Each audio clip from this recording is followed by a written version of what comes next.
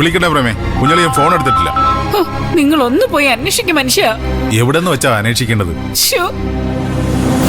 എനിക്ക് പേടിയായിട്ട് വയ്യ, അതുകൊണ്ടാ. വിഷമിക്കണ്ട, ഞാൻ പോവാം. കാറിന്റെ കീ എടുത്തിട്ട് വരാം. എന്തെങ്കിലും വിവരം കിട്ടി അപ്പൊ തന്നെ എന്നെ വിളിക്കണേ. അവനെന്തെങ്കിലും കടുങ്കൈ ചെയ്യുമോ മോളെ? അങ്ങനൊന്നും പറയല്ല അച്ഛാ, എനിക്കറിയില്ല.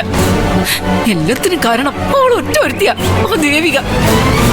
അവള് കല്യാണത്തിൽ നിന്ന് ഒഴിഞ്ഞതുകൊണ്ടല്ലേ സിദ്ധുവിന്റെ ജീവിതം ഇങ്ങനെ ആയത്. അവളെ നിനക്കെങ്ങനെ കുറ്റപ്പെടുത്താൻ പറ്റും? അവളുടെ സ്ഥാനത്ത് നീയാണെങ്കിലും ഇങ്ങനെയൊക്കെ തന്നെയല്ലേ ചെയ്യൂ? എല്ലാവരും കൂടി അവന്റെ ജീവിതം നശിപ്പിച്ചു. പാവ എന്റെ മോൻ. അറിഞ്ഞുകൊണ്ട് അവൻ ഒരു തെറ്റും ചെയ്തു കാണില്ലെന്ന് എനിക്ക് ഉറപ്പാ. എനിക്കും തെറ്റ് പറ്റിയച്ച. ചന്ദ്രയുടെ ഉള്ളിലിരിപ്പ് എന്താണെന്ന് മനസ്സിലാക്കുന്നതിൽ ഞാൻ പരാജയപ്പെട്ടു. എനിക്ക് സിദ്ധുവിനെ ഓർത്ത പേടി. അവനൊന്നും സംഭവിക്കാതിരുന്നാ മതിയായിരുന്നു.